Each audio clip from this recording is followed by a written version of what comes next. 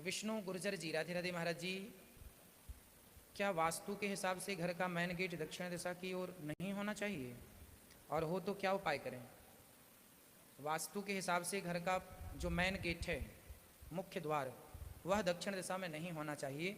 दक्षिण मुखी घर नहीं होने चाहिए ऐसा लोग कहते हैं, पर दक्षिण दिशा में भी वास्तु प्रत्येक दिशा में 9 दरवाज़ा बनाने की परमिशन देता है। उसमें से जो तीसरा चरण है उसमें यदि दरवाज़ा हो, मतलब मैं आपको ये समझा दूं कि जैसे दक्षिण दिशा का कौन सा गेट शुभ होता है। जैसे आपका प्लॉट दक्षिण मुखी है तो आप बिल्कुल सेंटर में बीच में यदि गेट देते हैं, यदि माना कि आपका प्लॉट एरिया 30 फीट चौड़ा है दक्षिण दिशा की ओर, 30 फीट, तो आप बिल्कुल 30 का बीच क्या हुआ है ना, 15 हुआ, तो 15 के बिल्कुल सेंटर, मतलब इस तरफ भी उतनी जगह बच जाए, इस तरफ भी उतनी, सेंटर में यदि 4 फीट का गेट है या 5 फीट का गेट है या 10 फीट का गेट है तो उतनी ही जगह इस तरफ बचे, उतनी ही जगह इस तरफ बचे। और गेट यदि सेंटर का है तो सेंटर का गेट दक्षिण मुखी घर भी फिर नुकसानदायक नहीं होता। और यदि किनारे पे दे दिया आपने या इस किनारे पे दे दिया तो दक्षिण मुखी द्वार कम लोगों को पचते हैं, पर सेंटर में गेट हो तो वह शुभ माना जाता है। हमारे अपना खुद का घर जो गांव में है, आज भी है, तो वहाँ हम जहाँ पले बढ़े चले खेले खाए, जहाँ से सब कुछ हुआ, हमारा अपना वो घर भी जो बिहारी जी ने दिया था वो भी दक्षिण मुखी था। पर दक्षिण मुखी हमें तो बड़ा लाभ हुआ उस घर में, क्योंकि गेट फ्रंट पे था। वास्तु तब हम लोगों को ज्ञान नहीं था वास्तु का, लेकिन संयोग से वो गेट बीच में बन गया।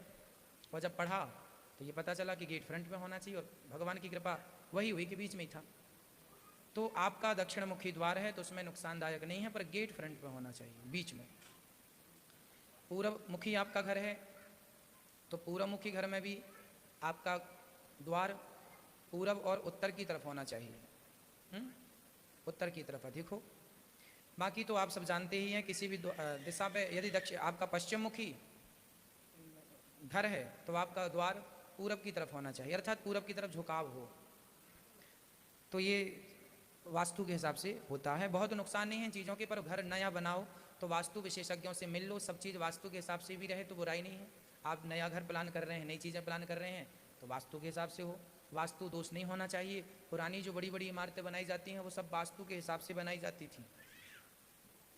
पुराने ज़माने का जो घर था ना, सबसे बड़ा वास्तु दोष होता है लाइट बात का, वॉशरूम। पहले के ज़माने में आदमी घर बनाता था तो घर में लाइट बात नहीं बनाता था, बनाता था तो दूर बनाता था, तो उसका दोष नहीं होता था। आज तो कमरों में अटैच होता है, तो वो चीज़ थोड़ा ध्यान रखनी चाहिए, ईशान कोण में लाइट बात ना हो, बस। राजेश शर्मा जी, राधे राधे गुरु जी, भगवान जी की पहले आरती करनी चाहिए या भोग लगाना चाहिए? भगवान जी की पहले आरती करें कि भोग लगाएं?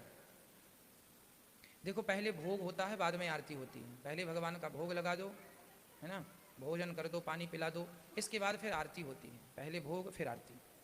प्रीति शर्मा जी, राधे राधे महाराज जी, राहु और केतु सूर्य और चंद्रमा पर अपनी कुदृष्टि क्यों डालते हैं, जिसको हम सूर्य एवं चंद्रग्रहण कहते हैं?